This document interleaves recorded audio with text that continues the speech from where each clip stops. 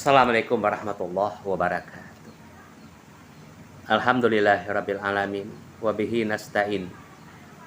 Asyhadu an la ilaha illallah wahdahu la syarikalah wa asyhadu anna Muhammadan abduhu wa rasuluh sallallahu alaihi wasallam la nabiyya ba'da. Fa ya ayyuhal hadirun ittaqullaha haqqa tuqatih wa la tamutunna illa wa antum muslimun. Wa qala Allah ta'ala fil Qur'anil Karim. A'udzu billahi minasyaitonir rajim. Bismillahirrahmanirrahim. Qul huwallahu ahad. Allahus samad. Lam yalid wa lam yulad wa lam yakul lahu kufuwan ahad. Puji syukur kepada Allah Subhanahu wa taala. Insyaallah nikmat yang diberikan kepada kita dapat kita pergunakan untuk berubudiyah, di samping kita pergunakan untuk mencari nafkah untuk istri dan anak-anaknya, mencukupkan kebutuhan dunia, namun tidak melupakan perbekalan kita di akhirat. Selawat dan salam buat junjungan Rasulullah Muhammad sallallahu alaihi wasallam. Allahumma sholli ala Muhammad wa ala ali Muhammad. Suri contoh tauladan yang perlu kita tiru dalam kehidupan. Para hamba Allah rahimakumullah. Islam adalah agama rahmatan lil alamin, rahmat bagi seluruh alam. Islam artinya adalah wal khudu'u wal inqiyadu bima jaa bihi Rasulullah sallallahu alaihi wasallam. Islam artinya adalah tunduk dan patuh terhadap ajaran yang dibawa oleh Rasulullah sallallahu alaihi wasallam. Nah, jadi kalau kita sudah beragama Islam, tunduk, patuh, perintah kita lakukan. Apapun yang diperintahkan Allah dan Rasul, kita lakukan. Apapun yang dilarang oleh Allah dan Rasul, kita tinggalkan. Itulah Islam. Jadi ada ketundukan. Bukan hanya sekedar Islam itu di mulut. Bukan hanya Islam itu sekedar sama dengan KTP. Kalau KTP kan lihat agama Bapak apa, ini Islam. Bapak pernah sholat, pernah 2 kali 1 tahun. Nah, Bapak pernah Jumat, pernah. Waktu ingat saya Jumat.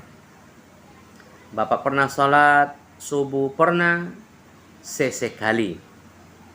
Nah, ini bukan tunduk dan patuh para hamba, tapi tunduk dan patuh seluruh kepasrahan diri, mulai dari ujung rambut, mulai dari ubun-ubun sampai telapak kaki. Ati'ullah wa ati'ur rasul. La ilaha illallah. Bapak-bapak, ibu-ibu, saudara-saudaraku, kita mencoba membuat eksperimen. Sebuah contoh. Kita ibaratkan saya memegang pensil ini. Kita ibaratkan pensil ini adalah Islam. Pensil ini agama Islam. Tangan ini rukun Islam yang 5. Nah, rukun Islam itu kan 5. Pertama, syahadat. Asyhadu alla ilaha illallah wa asyhadu anna Muhammadar Rasulullah. Yang kedua, mendirikan sholat 5 kali sehari semalam. Subuh 2 rakaat, zuhur 4 rakaat, asar 4 rakaat, maghrib 3 rakaat, isya 4 rakaat. 3, mengerjakan puasa di bulan Ramadan. 4, membayar zakat. 5, naik haji. Jadi kita ibaratkan ini rukun Islamnya 5. Ini Islam, agama Islam. Islam ini akan kuat dan kokoh dipegang oleh orang yang melakukan yang 5 Islam. Islam ini kuat dipegang oleh jari yang 5. Contoh, nah ini kan kuat ini Pak. Kalau Bapak ingin mengambil pensil di tangan saya, beta pampang kuatnya, paling kurang bersih tegang. Rukun Islam 5. Rukun Islam yang kelima adalah menunaikan ibadah haji. Ibadah haji ada syaratnya. Yang pertama, mampu. Mampu secara mal, harta, adopiti.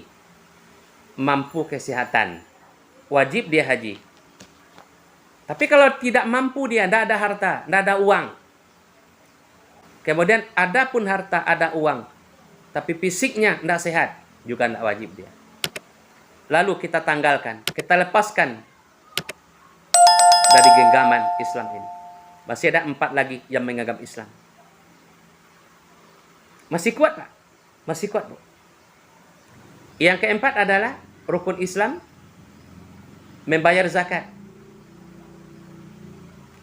Ada syaratnya. Apa syaratnya? Cukup nisab ukuran harta yang dizakatkan. Kemudian haulnya 1 kali 1 tahun.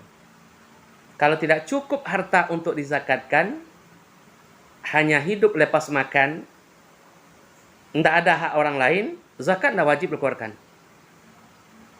Kemudian ada haulnya 1 kali setahun. Nah, lalu kita tanggalkan di dalam diri kita. Nah, Islam. Nah, agama Islam kita tanggalkan. Sudah 2 tanggal. Tidak memegang, pensil ini masih kuat 3. Rukun Islam yang ketiga adalah berpuasa dalam suci Ramadan. Berpuasa dalam bulan suci Ramadan pun ada syaratnya. Apa syaratnya? Bermukim.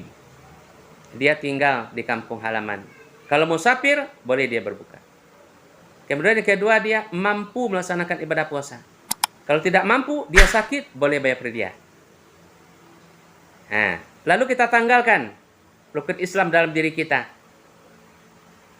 Rukun Islam kelima tadi haji, kita tanggalkan.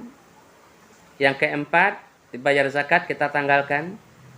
Yang ketiga, puasa, kita tanggalkan. Masih kuat memegang Islam dalam diri kita. Masih kuat kan? Masih bisa kita memegang pensil ini. Pensil kita ibaratkan Islam. Jari-jari adalah rukun Islam yang 5. Masih kuat memegangnya. Rukun Islam yang kedua adalah mendirikan sholat 5 kali sehari semalam. Salat subuh 2 rakaat. Salat zuhur 4 rakaat. Asar 4 rakaat. Maghrib 3 rakaat. Isya 4 rakaat. Ini wajib. Tidak bisa kita tinggalkan. Kalau tidak sanggup sholat berdiri duduk, tidak sanggup duduk berbaring, lalu dengan isyarat. Berdiri tidak sanggup, duduk tidak sanggup, tidur tidak sanggup, isyarat juga tidak bisa lagi. Sudah meninggal dunia, sudah mati pun sholat diwajibkan kepada sanak saudara yang masih hidup. Itu wajibnya sholat. Nah, kalau sholat tidak ada uzurnya, dia tetap sholat, cuma posisinya berbeda. Lalu kita tanggalkan sholat dalam diri kita. Ini masih ada 2, masih bisa memegang pensil ini, Islam, rukun yang memegangnya. Lalu kita tanggalkan yang sholat dalam diri kita. Kita simbolkan kepada telunjuk, lalu kita tanggalkan dalam diri kita. Terjatuhlah pensil ini. Orang yang tidak melakukan ibadah sholat, Islam jatuh, gagal, gugur di dalam dirinya. Astagfirullah. Bapak, Ibu, saudara-saudaraku, jangan pernah tinggalkan ibadah sholat dalam kehidupan. Awalu ma yuhasabu yaumal qiyamah, kata Rasulullah. Amalan pertama kali diperiksa di alam kubur adalah, amalan pertama kali diperiksa nanti di yaumil akhir adalah ibadah sholat. Ayo, jangan pernah tinggalkan sholat. Pelihara sholat ini dengan baik-baik. Allah tidak akan pernah tanya, berapa banyak harta yang kamu kumpulkan waktu hidup? Berapa banyaknya emas yang bisa kamu kumpulkan sewaktu hidup? Berapa luasnya lahan sawit dan sawah yang kamu kumpulkan waktu hidup? Apa gelarmu? Apa pangkatmu? Tidak akan pernah tanya. Yang pertama tanya adalah tentang ibadah sholat. Ayo Bapak, Ibu, saudara-saudara, jaga sholat ini. Tanamkan pada istri dan anak-anak kita. Jangan pernah tidak sholat dalam 1 hari. Ini luar biasa pahalanya, luar biasa azabnya nanti di hariban Allah Subhanahu wa ta'ala. Camkan.